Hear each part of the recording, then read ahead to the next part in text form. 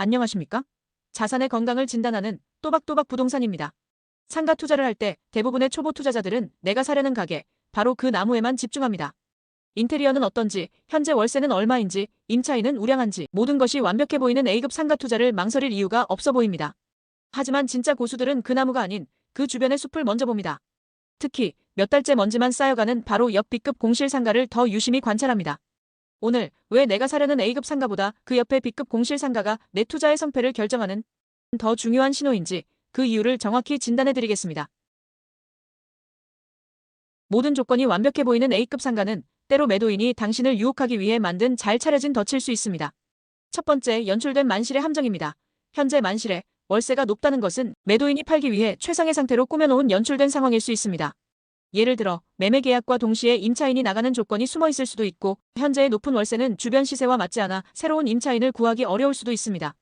지금 눈에 보이는 완벽함이 당신이 잔금을 치르는 순간 사라져버릴 신기루일 수 있다는 뜻입니다. 두 번째, 잘못된 비교 대상의 함정입니다. A급 상가에만 집중하면 우리는 그 상가를 주변의 다른 A급 상가와만 비교하게 됩니다.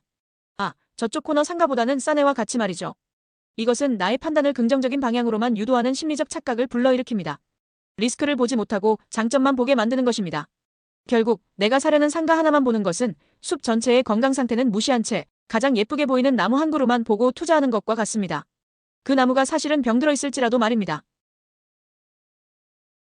그렇다면 왜 볼품없는 옆 상가의 공실이 더 중요할까요?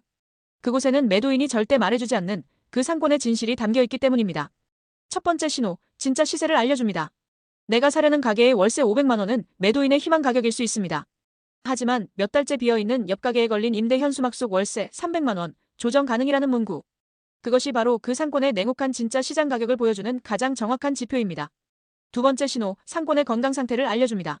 만약 내 옆 가게, 그 옆 가게가 최근 1, 2년 사이에 계속해서 주인이 바뀐다면, 인테리어를 했다가 몇 달 못 버티고 폐업하는 가게들이 많다면, 그것은 개별 가게의 문제가 아니라 그 상권 전체가 병들어가고 있다는 가장 위험한 신호입니다. 임대료는 비싼데 실제 매출은 그에 미치지 못하는 이미 활력을 잃어가는 상권일 수 있습니다. 세 번째 신호, 임차인의 수준을 알려줍니다. 내 옆 가게에 어떤 업종들이 들어와 있습니까? 휴대폰 판매점, 인형 뽑기방, 탕후루 가게처럼 유행을 타는 가게들만 계속 들어왔다 나간다면 그 상권은 안정성이 매우 떨어진다는 뜻입니다. 하지만 10년 넘게 한자리를 지키는 병원이나 은행, 혹은 유명 맛집이 옆에 있다면 그 상권은 이미 검증된 우량 상권이라는 뜻입니다. 그렇다면 이 숲의 상태를 어떻게 정확하게 진단할 수 있을까요? 제가 3가지 실전 처방을 내리겠습니다. 첫 번째 처방, 임대 현수막에 모두 전화해 보십시오. 내가 사려는 상가 주변, 최소 반경 100m 안에 있는 모든 임대 현수막의 연락처로 직접 전화를 돌려보십시오. 그리고 물어보십시오. 여기 월세가 얼마인가요? 얼마나 비어 있었나요? 이를 통해 현재 시장에 나온 매물의 양과 소유주들이 생각하는 실제 임대료 수준을 정확히 파악할 수 있습니다. 두 번째 처방, 동네 역사가가 되어 탐문하십시오. 주변 부동산 3곳 이상을 방문하여 사장님, 최근 1년간 이 주변 가게들 중 없어진 곳이 어디인가요? 그 자리에는 뭐가 새로 들어왔나요? 라고 물어보십시오.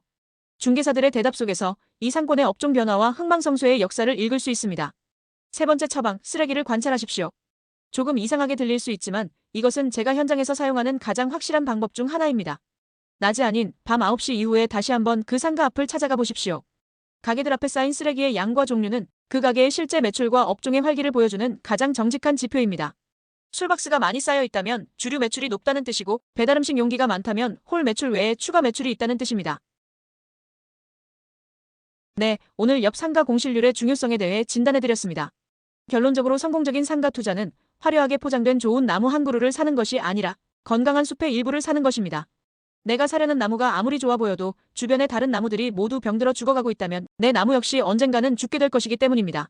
화려하게 포장된 A급 상가의 모습에 현혹되지 마십시오. 그 주변의 초라한 공실 상가들이 외치는 무언의 경고에 귀를 기울이는 지혜. 그것이 당신의 자산을 지키는 부동산 의사의 진단법입니다. 이 주제에 대해 더 궁금한 점이 있으시다면 언제든지 댓글로 남겨주세요. 저희 또박또박 부동산이 수많은 실패와 성공을 거듭하며 얻은 진짜 경험으로 함께 고민해드리겠습니다. 도움이 되셨다면 구독과 좋아요 부탁드립니다.